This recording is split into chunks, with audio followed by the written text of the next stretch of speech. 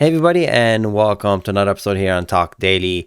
We're gonna do some car talk today, and we're gonna use an article from Car and Driver written by Eric Stafford for us to review the 2023 Lexus RZ450e. It's a preliminary review. The car is not out yet, so this is just basically what we know so far about this vehicle. I'll have a link, of course, to this article in the description below, as always everything else I show you in this video. So moving on, what's special about this Lexus? Well, it is the first full electric vehicle Lexus is offering for the United States, and you know, it's just it's a nice looking car. It's based on the BZ4X platform. It doesn't have the exact same engine, and it doesn't have the same range. BZ4X looks similar. I'll show you a picture of it. It's pretty similar vehicle. That's the interior of that car. The exterior, you can tell it kind of looks similar. The way it looks, it's the same car, you know, it's the same car. It's just different engine. Again, the same chassis, same battery. Okay, so I'll take that back. It's not exactly the same car. It's the same chassis, same battery. This is the interior of the Lexus. I think it just looks fabulous compared to the Lexus. Compared to the Toyota. The thing is about the Toyota, the airbags, it looks more like a Tacoma, but it really truly looks like a Tacoma. If you look at the Toyota Tacoma trucks, the same interior. That's not a bad thing. It just looks more like I don't know, kind of like a little bit bulky. This is really smooth. The center console looks nice, but the interior just kind of looks like everything's chunky, like chunky, literally like chunky chocolate chip cookie. If that makes any sense. The Lexus just looks cleaner. Really truly looks like a Lexus. Center car, everything's flowing. Everything flows smoother. I don't know. It just, to me, it just looks much classier. Take that a grain of salt. So moving on. Turn on horsepower, dual engine. It has one engine makes 200, another engine makes like 107. So it's very decent, reasonably powerful. We don't know about the weight, but we do know it's a 63 kilowatt per hour charge, if I'm not mistaken. 65 kilowatt per hour of usable capacity. That's the battery. Has approximately 65 kilowatt per hour of usable capacity, which Lexus estimated will earn you about 225 miles of range per charge. The company hasn't yet released detail about peak charging rate or estimated charging time. I'll just put it out there. This is not acceptable.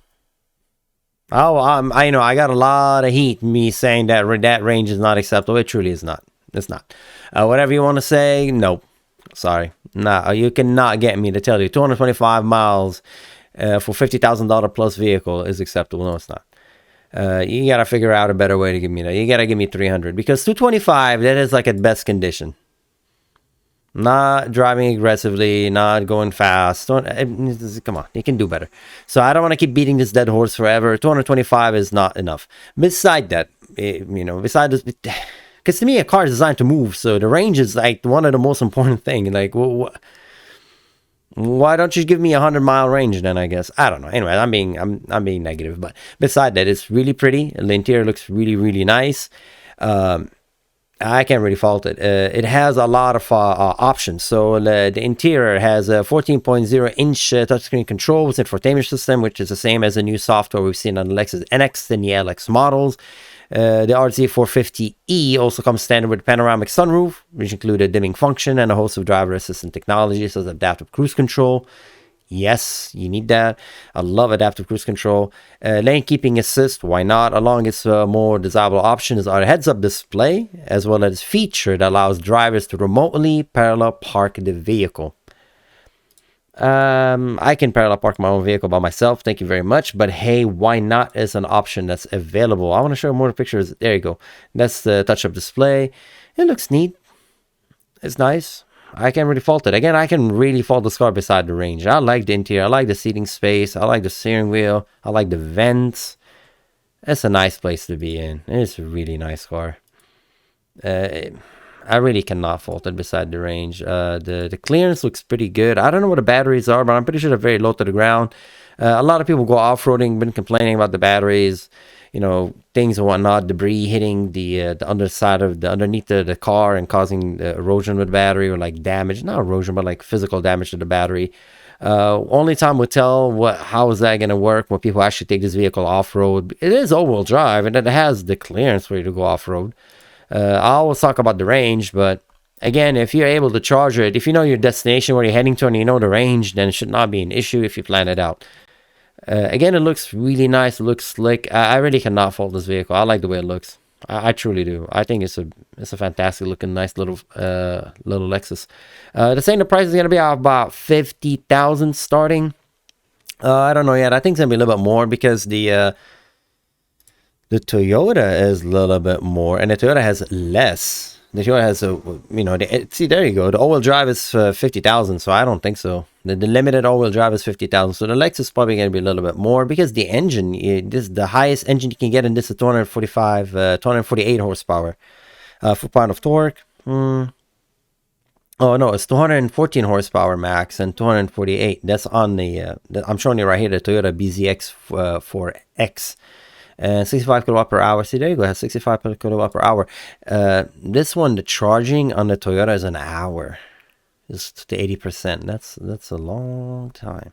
And the Toyota has a little bit better mileage, 252. I'm assuming that's if you get the one that's probably the limited all-wheel drive, maybe the XLE. I don't know. I don't know why this one, the range is so different. It probably has something to do with just the weight or because the wheels are the same. So yeah, it probably has to do with that. So it's probably maybe the more horsepower takes more. Electricity doesn't work that way, but maybe the more output, the more you're gonna consume. You're gonna erode your range. But 252 is a little bit better than 222, and the Lexus is 220 something. It's 225 is. I'm really having a hard time not paying attention to that one detail. Beside that, it's a nice car, looks great, and if you're planning to get one, I'm pretty sure you definitely will you'll plan your commute, you will plan what you're going to do with your car. If you every day just where you're going to go, 60 miles this way, 60 miles back, then great, just charge it in the garage overnight or for an hour, then you can get that range back. I just wish I had more range. I truly do. If it had 300-mile range, oh wow, that'll be amazing. Because it's a pretty car. It truly is a pretty car. I just wish it had a little bit more range. That is just my opinion. I know in the future they're planning to add charging stations throughout, and maybe in your neck of the woods you have access to a lot of charging stations. So the 125-mile range will not be a problem. But if you live in your area, wherever you live in the world, and charging stations are far and few in between, 225-mile range might be an issue, especially if you have to share that charging station with another vehicle. So as always, thank you for watching, and have a safe one wherever you are. And as always, if you like this video, why not subscribe and like? It helps a lot. Anyways, take care, and thanks for watching, and I'll see you next time. Bye-bye.